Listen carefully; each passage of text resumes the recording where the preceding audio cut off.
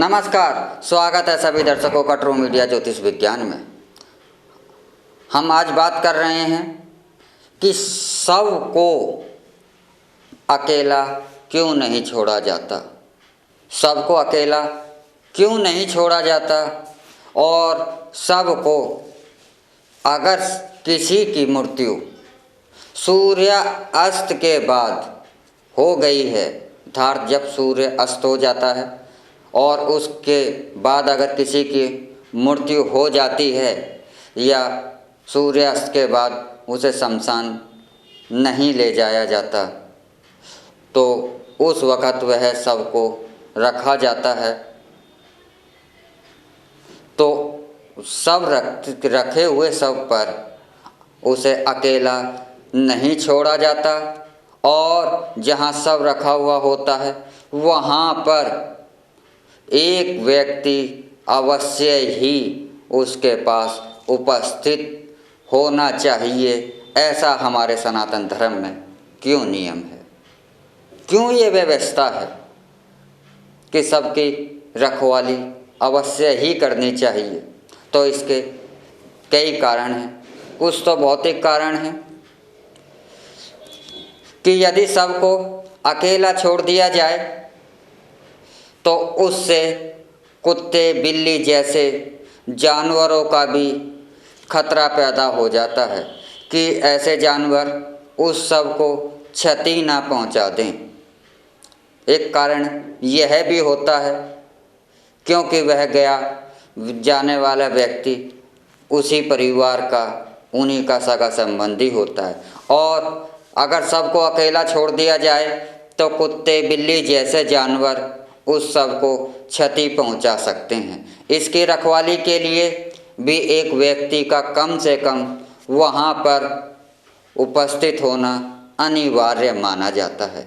इसीलिए हमारे सनातन धर्म में इन सभी चीज़ों का ध्यान में रखते हुए यह नियम बनाया गया कि शव को किसी भी स्थिति में आप अकेला ना छोड़ें।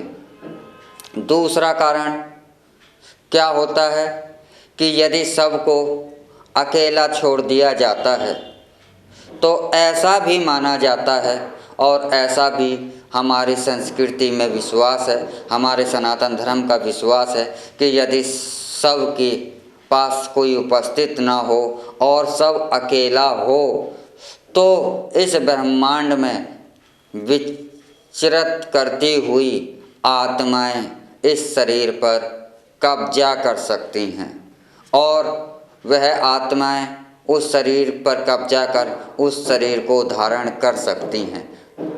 तो इस सुरक्षा के लिहाज से भी, इस सुरक्षा का ध्यान रखते हुए भी शव को अकेला नहीं छोड़ा जाता, क्योंकि शव को अकेला छोड़ने का अर्थ माना जाता है कि यह एक अपशकुन के तौर पर, अनर्थ के तौर पर देखा जाता है। एक कारण और भी होता है शव को अकेला ना छोड़ने का।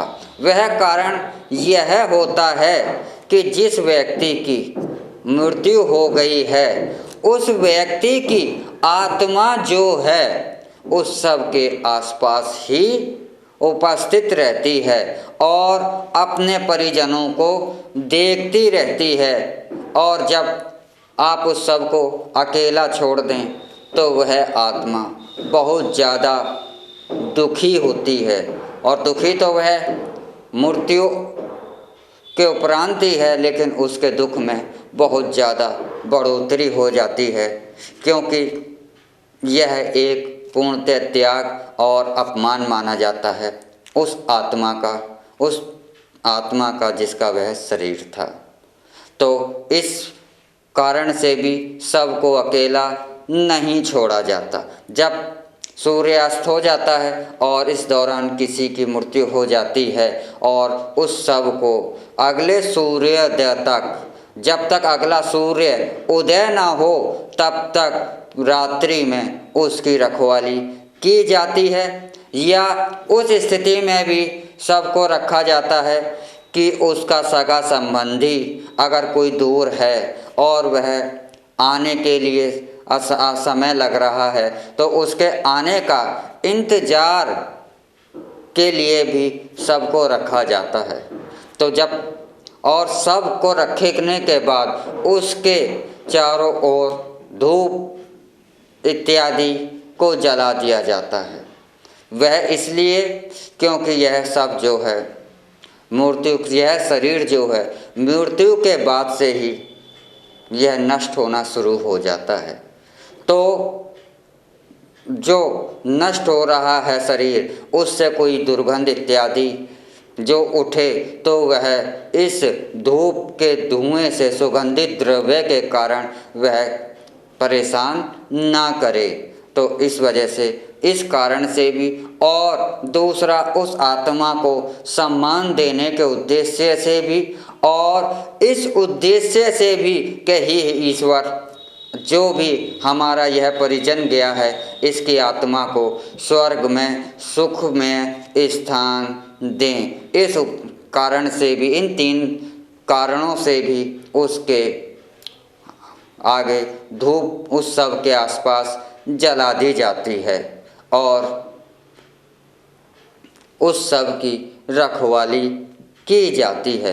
तो किसी भी स्थिति में हमारे सनातन धर्म के अंदर सबको अकेला नहीं छोड़ा जाता, और सबको अकेला ना छोड़ने के यही हमारे मुख्य कारण हैं। इसलिए सबको किसी भी स्थिति में, किसी भी कारण से, कितनी भी विकट स्थिति क्यों ना हो, सबको अकेला नहीं छोड़ना चाहिए।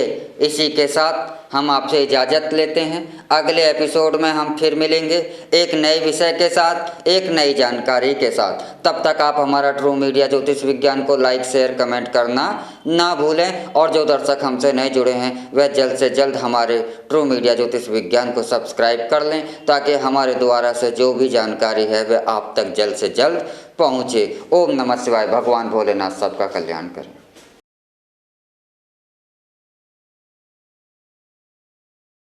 अगर आप ये वीडियो YouTube पर देख रहे हैं तो हमारे चैनल को सब्सक्राइब करें और बेल आइकन को दबाना ना भूलें। अगर आप Facebook पर ये वीडियो देख रहे हैं तो हमारे पेज को लाइक करें।